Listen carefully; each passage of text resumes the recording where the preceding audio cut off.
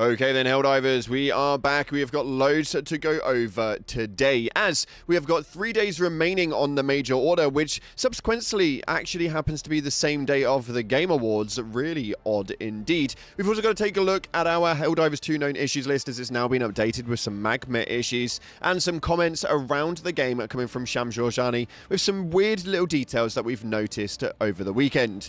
With that being said, we're going to dive into everything we've got going on today. If you haven't already, smash that beautiful like button and subscribe with post notifications turned on. It'd be greatly appreciated. Make sure you check out our incredible sponsor, Instant Gaming, the platform where you can get your video games cheaper for PC and console with the best deals, offers, promotions, and discounts, all running up to 70% off on old and new games alike. The link's down in the description if you want to check that one out. And if you want to get some free super credits for the latest Warbond, it's very, very simple. Head down into the comments section and just put in a flame emoji, because the game's pretty hot right now. With the Game Awards around the corner, it's a very strange one indeed. With that being said, let's dive into the game and see what's happening right now inside of Helldivers 2. So starting off, we need to take a look at the Galactic War map before we talk about anything else. And we can see right here that the Galactic War table seems to be on absolute fire. We have managed to liberate Fury, which is a very nice movement indeed, although we've now actually managed to get our way through Virillia 5 as well, and have made our way through to K, where at this point in time there's around 20,000 Helldivers actively fighting over on K.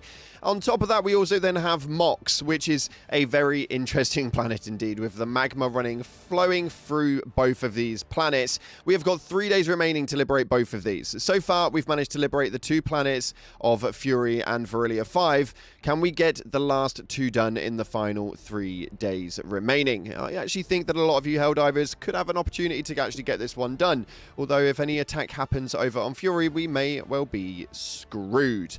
We'll have to see exactly how that one plays out, but for now, keep on fighting over on the automaton sector. Everything seems quiet on the other 2 sectors, although they are spreading. There hasn't been any sort of like defense campaigns or anything over there. Now, what we do need to pay attention to is the fact that the major order ends in 3 days. Now, what date is it in 3 days? Well, in that time period, it takes us through to December 11th, which is a Thursday. Now, what else is happening on December 11th? The Game Awards, which is a very interesting move to say the least, considering last year we had a very, very big announcement of the Illuminate attacking Super Earth, and this was a very large movement. The fact that the Illuminate had arrived during the Game Awards and there was such a big announcement that was made at that point, it was probably the biggest announcement that we've ever seen in the game, and in the best way possible we've ever seen it happen. The fact that Major Order ends at the exact same time as the Game Awards starts is a little bit strange to me, don't you think? Let me know what your tinfoil hats are saying via the comment section below. Will anything actually happen at the Game Awards? As Sham Georgiani has already given us a little bit of a smiley face answer to that one with no statement made. Very interesting indeed.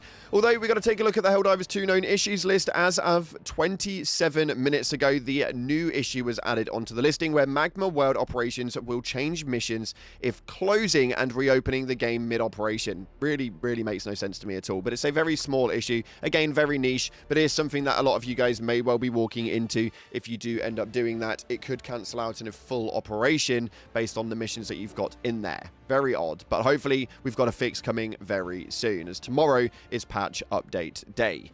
After that, somebody asked Sham Georgiani if we're going to be getting the ambassador of the brand armor for the PC players that have actually missed it. Now, for those of you guys who don't know what that is, it is the pre-order armor that you guys can see on screen. It's the one on the left, the blue and white one, the Yogurt Diver armor set, and this is a very, very cool set. It's probably one of my favorites even to this day. And Sham stated that they've not decided how to approach those moments yet, meaning that they don't just want to release them for no apparent reason, and they want to kind of put something around it, or a way of being able to obtain it so that you actually have to do something to get it. I don't know, man. It's really odd, but for me, pre-order armor is pre-order armor, and I think that it's kind of a weird way of running it forward, and I just think that things like that should just be left in the past. But that's just my 2 cents on the matter. Let me know via the comment section exactly what you guys are thinking.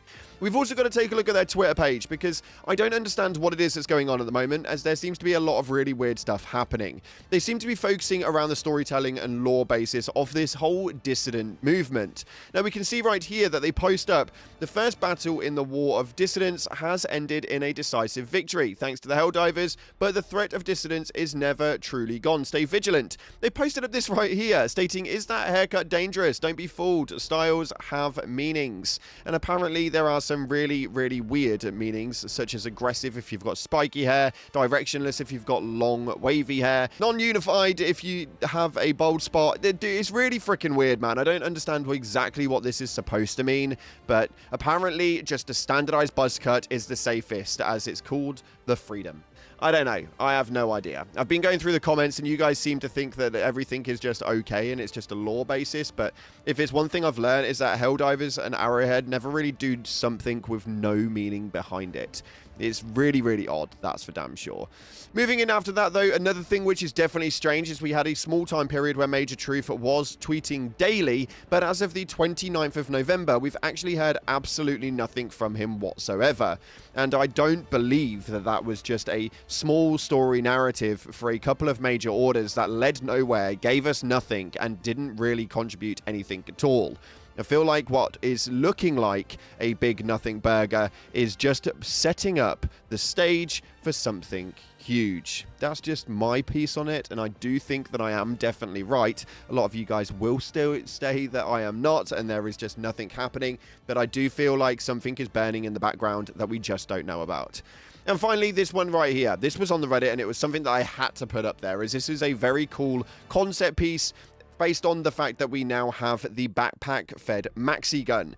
They wanted to expand that and states, since we have the backpack-linked maxi gun, here are some ideas for backpack-linked variants of existing support weapons, such as the flamethrower, the machine gun, the Plaz Epoch, and the laser cannon. These are very cool ideas, and I actually think that they could be onto something here. The backpacks that could be running off of these, especially with things like the napalm thrower, this could work really, really well. Now, obviously, the numbers are not set in stone. They're never going to just see a concept piece and just run all the numbers the way that it is on there, but this is something that they really could expand with, and I actually think that it would be a really good way to start expanding out into a broader selection of support weapons. Although, if I could put one request in before that happens, if we could start getting any red stratagems at all, just to judge things up a little bit and change up the selection before we start continuing to put more support weapons in, I'd be extremely grateful. Whether it's orbital or eagle, I really don't care, but I could just do with some new red stratagems because I'm just getting bored of the ones that we've already got.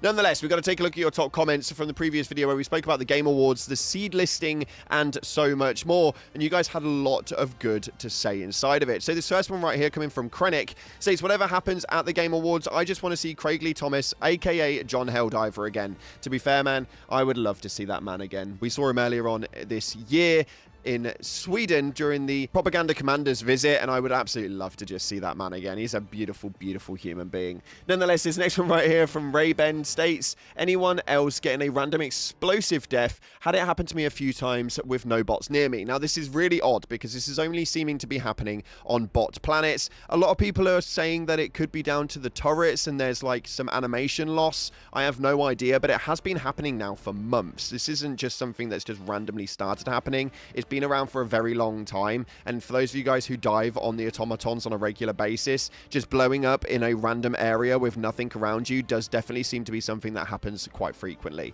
Let me know in the comments if you experience it as well, but I have definitely experienced a lot of that.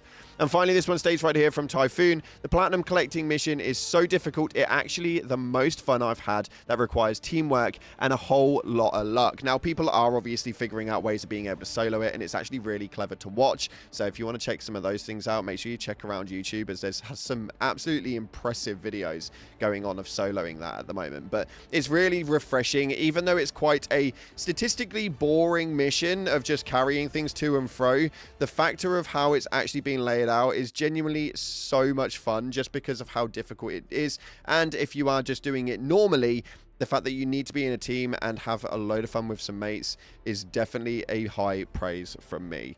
That's just my 2 cents on the matter. Let me know what you guys are thinking of it via the comment section below. Unfortunately, that's all we got time for today, though. If you haven't already, smash that beautiful like button, subscribe, post notifications turned on, and make sure you stay tuned for the live stream going up in about an hour. Thanks again for watching. Like, subscribe, and as always, I'll see you in the clouds.